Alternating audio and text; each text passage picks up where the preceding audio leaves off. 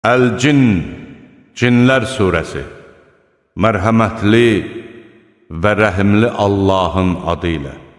De ki, mənə vəhy olundu ki, cinlərdən bir dəstə Qur'anı dinlədikdən sonra öz tayfalarına qayıdıb dedilər, həqiqətən biz heyrətamiz bir Qur'an dinlədik. O, doğru yola yönəldir. Biz ona inandıq və bundan sonra əsla kimsəni Rəbbimizə şərik qoşmayacağıq. Doğrudan da Rəbbimizin əzəməti çox yüksəkdir. O, nə zövcə, nə də övlad sahibi olmamışdır. Bizim səfihimiz iblis Allaha qarşı hədsiz yalanlar danışır. Biz zənnə qapılaraq düşünürdük ki, insanlar da, cinlər də Allaha iftira atmazlar. Həqiqətən insanlardan bəziləri cinlərin bəzilərinə sığınırdılar. Bu isə onların azğınlığını artırırdı. Onlar da siz zənn etdiyiniz kimi elə düşünürdülər ki, Allah ölənləri diriltməyəcəkdir.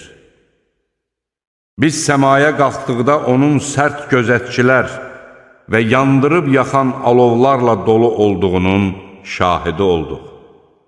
Biz əvvəllər gizlicə qulaq asmaq üçün göyün bəzi sahələrində oturardıq. Amma kim bunu indi etmək istəsə, o pusquda gözləyən yandırıcı alova rast gələr.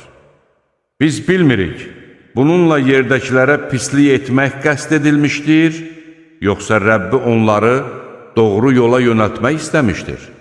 Əlbəttə, aramızda xeyirxah əməl sahibləri də, onlar kimi olmayanlar da var. Biz ayrı-ayrı yollar tutmuşuq. Biz yəqin etdik ki, yer üzündə Allahdan yaxa qurtara bilmərik. Göyə qaçmalı olsaq da, onun əzabından yayına bilməyəcəyik. Biz doğru yolu göstərən rəhbəri eşitdiyimiz zaman ona iman gətirdik. Rəbbinə iman gətirən nə savabının azalmasından, nə də haqsızlığa uğramaqdan qorxmaz. Sözsüz ki, bizlərdən müsəlmanlar da var, doğru yoldan sapanlar da. Müsəlman olan şəxslər doğru yol tutanlardır. Doğru yoldan sapanlar cəhənnəm üçün odun olacaqlar. Əgər onlar o yolda sabit qalsaydılar, biz onlara bol-bol su verərdik. Belə edərdik ki, bununla onları sınayaq. Kim öz Rəbbinin zikrindən üz döndərərsə, o, həmin şəxsi şiddətli bir əzaba məruz qoyar. Şübhəsiz ki, məscidlər Allahındır.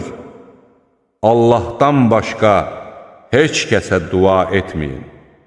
Allahın qulu qalxıb Allaha dua etdikdə, cinlər az qala onun dövrəsində bir-birinə keçib çəpər yaradırdılar. De ki, mən yalnız öz Rəbbimə dua edirəm və kimisə ona şərik qoşmuram. De ki, mən sizə nə ziyan verməyə, nə də sizi doğru yola yönəltməyə qadir deyiləm.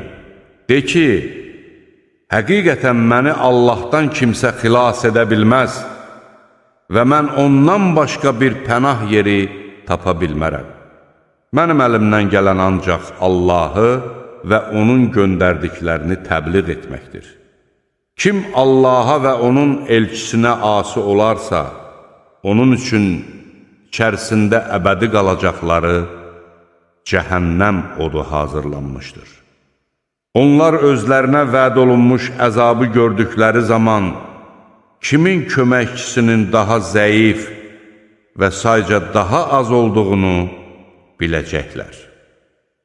De ki, mən sizə vəd olunmuş əzabın yaxın olduğunu və yaxud Rəbbimin onun üçün uzun bir müddət təyin etmiş olduğunu bilmirəm. O, qeybi biləndir və öz qeybini heç kəsə açmaz. Razı qaldığı elçidən başqa. Həqiqətən Allah onların önündə və arxasında gözətçilər qoyur ki, hər kəs onların Rəbbinin göndərdiklərini necə təbliğ etdiyini bilsin. Allah onların nə etdiklərini nəzarəti altında saxlayır və hər şeyi ayrı-ayrılıqda hesaba alır.